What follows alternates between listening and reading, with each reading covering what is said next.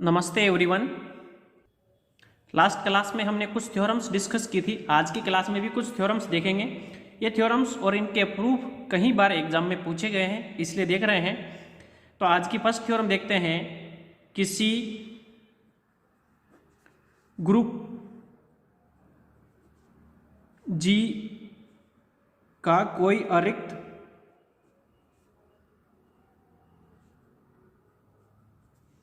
उपसमुच्चय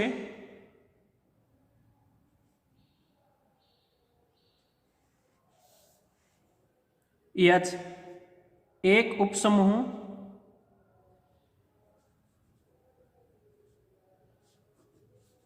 होगा यदि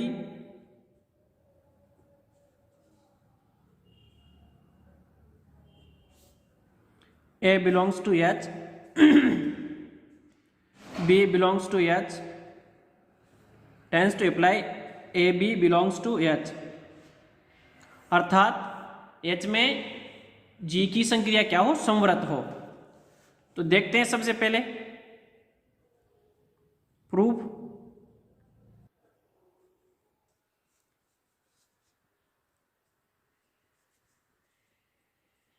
माना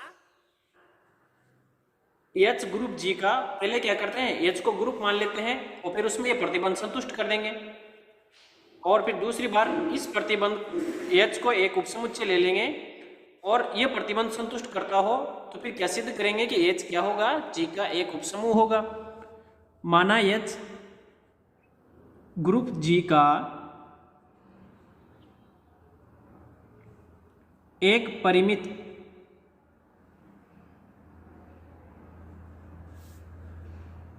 उपसमूह है,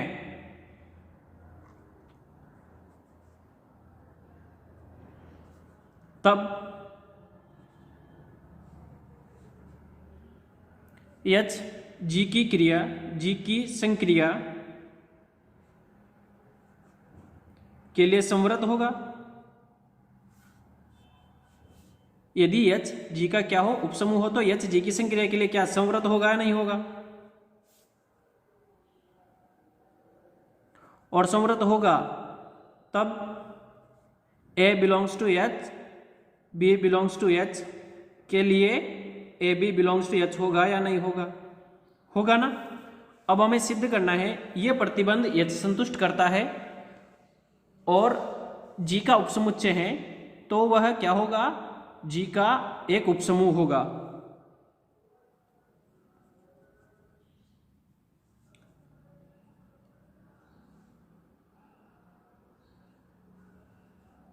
यदि A belongs to H, B belongs to H,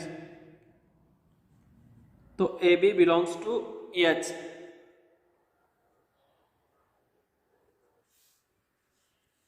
ये हो तो इसके लिए ऐसे लिख सकते हैं क्या, A belongs to H, A belongs to H, तो ये क्या हो गया, A equal to A square belongs to H होगा या नहीं होगा। पुनः A बिलोंग्स टू H और A square belongs to H, तो इसके लिए A की घात 3 बिलोंग्स टू H होगा या नहीं होगा।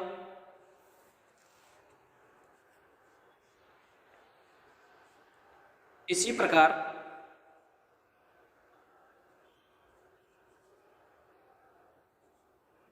हम देखेंगे कि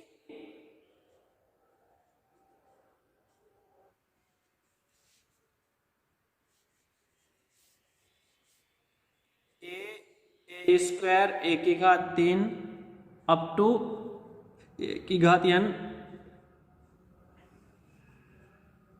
for all n belongs to natural number के लिए क्या होगा, an-1 belongs to H, A belongs to H, और ये एम्प्लाइज करेगा कि an बिलोंग्स टू H। और ये सभी A स्क्वायर A3 A की घात n अप टू सभी क्या है, H के अवयव हैं।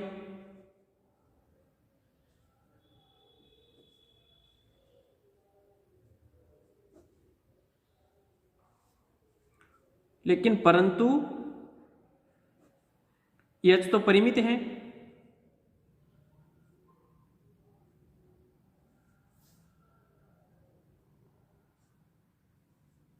अतः ये परिमित है तो एक ही कुछ घातें समान अवयव व्यक्त करेगी,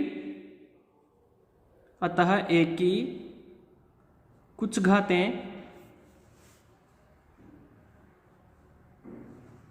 समान अवयव व्यक्त करेगी।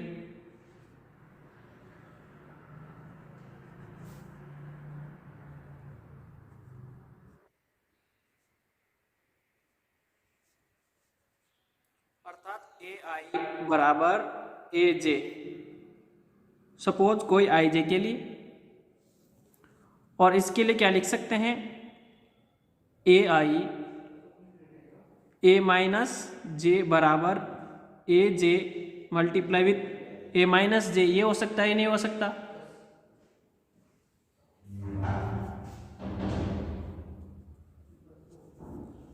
और इससे क्या लिख सकते हैं, ए की घात जे माइनस जे बराबर ए की घात 0 बराबर ई।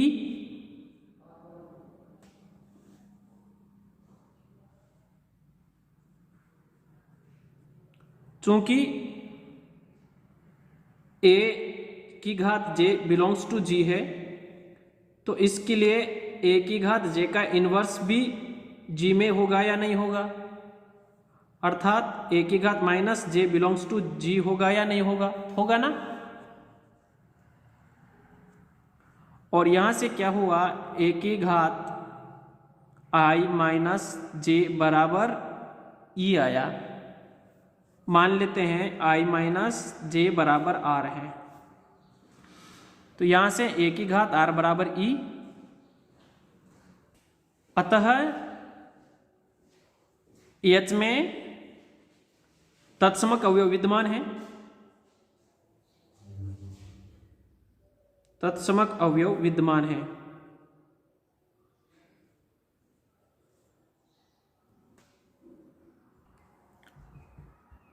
पुनः वापस देखो, देखो ए की घात आर माइनस 1 बिलोंग्स टू भी एच होगा, तो यहां से क्या लिख सकते हैं, ए की घात आर मल्टीप्लाई विद ए की घात ए की घात माइनस 1 बिलोंग्स टू भी एच होगा। चूंकि ए की घात आर बराबर तो ई है या नहीं, तो यहां से E multiply A inverse belongs to H है। और कोई भी तत्समक अवयव जब किसी भी अवयव से मल्टीप्लाई होगा तो वही अवयव आएगा, अर्थात इसलिए एच के प्रत्येक अवयव का प्रतिलोम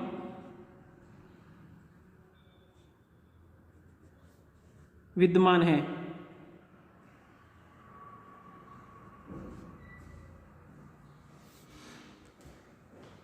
फलतः हम क्या बोल सकते हैं, एच क्या है, जी का एक उपसमूह है।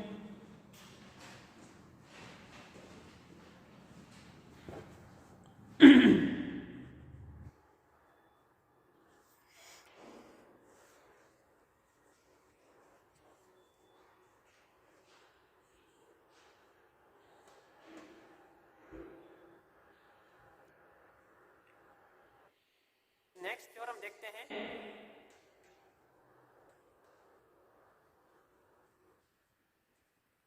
थ्योरम है उपसमूहों का सर्वनिष्ठ।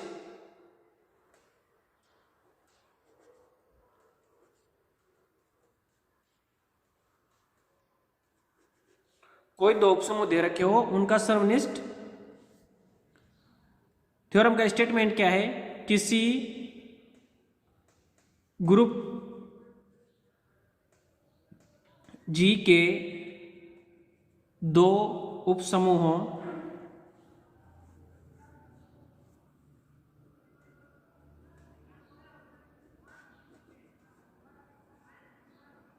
का सर्वनिष्ठ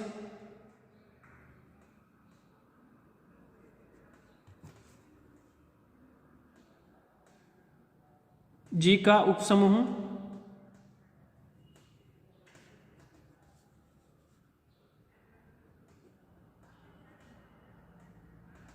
होता है। कोई भी ग्रुप हो उसके कोई दो उपसमूह हो और उन दोनों का जो सर्वनिष्ठ होगा वो भी क्या होगा, जी का उपसमूह होगा। तो इसे भी सिद्ध करते हैं, ये थ्योरम है। प्रूफ माना H1 एवं H2 समूह जी के दो उपसमूह है।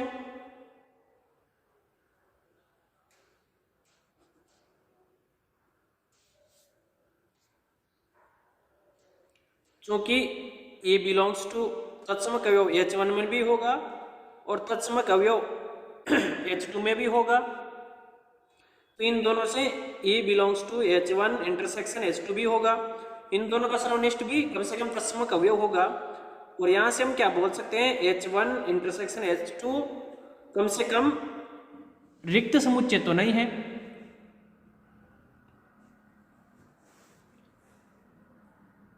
अब माना A, B belongs to H1 intersection H2 है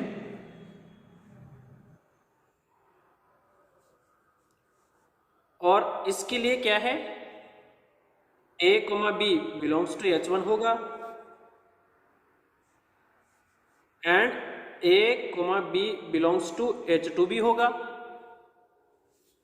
और यहां से इन दोनों से क्या लिख सकते हैं, AB inverse belongs to H1 and AB inverse belongs to H2 होगा या नहीं होगा?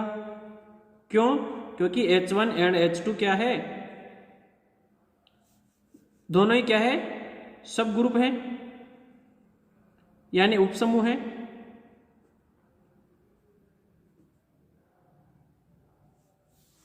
और उपसमूह है तो उपसमूह का जो प्रतिबंध है उसे सेटिस्फाई करेंगे, तो ये उसका प्रतिबंध है ना। और इन दोनों से हम क्या लिख सकते हैं, A B inverse belongs to H1 intersection H2 होगा या नहीं होगा? होगा। तो इसलिए हम क्या बोल सकते हैं, H1 इंटरसेक्शन H2 भी जी का एक उपसमूह होगा, जी का एक उपसमूह है।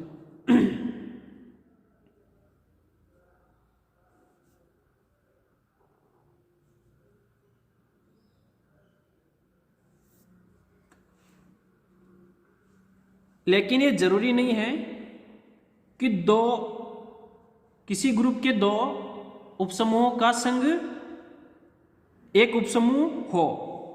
अर्थात ये पॉइंट डाल के अलग से लिख लेना आप, दो उपसमूहों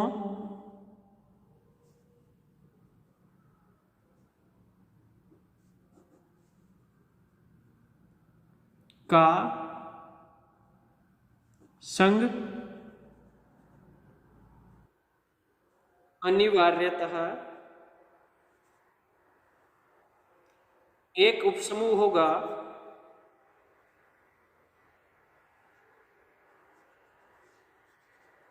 एक उपसमूह नहीं होता।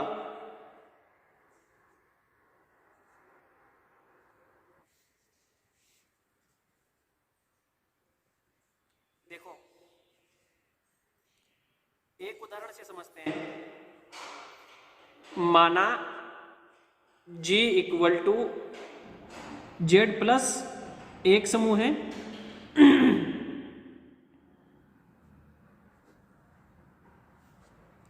तथा H1 बराबर 2n, जहां पे n belongs to Z and H2 equal to 3n और n बिलोंग्स टू Z।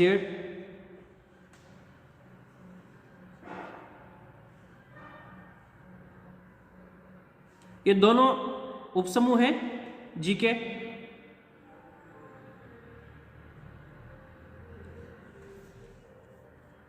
ये है तो इनका संग H1 यूनियन H2 क्या होगा, -6 -4 3 -2 -3 -2 0 2 3 4 6 ये होगा।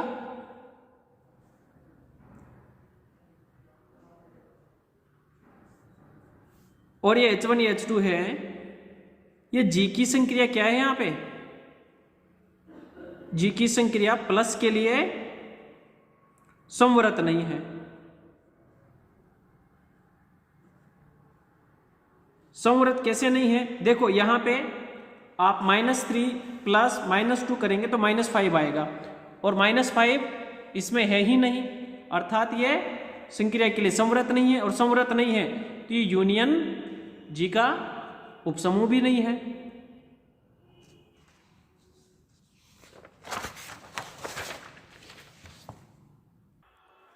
फॉर एग्जाम्पल समझने के लिए, 2 belongs to H1 union H2 है एंड 3 बिलोंग्स टू भी H1 यूनियन H2 है, लेकिन 2 + 3 = 5 किस में नहीं है? H1 यूनियन H2 में नहीं है। और जो सिद्ध करता है कि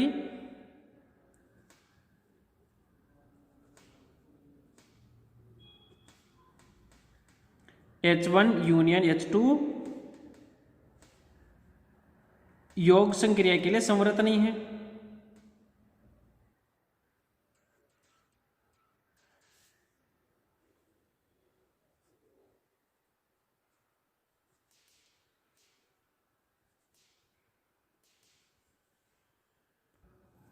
तो आज के लिए हम यहीं तक पढ़ेंगे। Thank you. नेक्स्ट क्लास में कुछ थ्योरम्स और डिस्कस करेंगे और क्वेश्चंस डिस्कस करेंगे।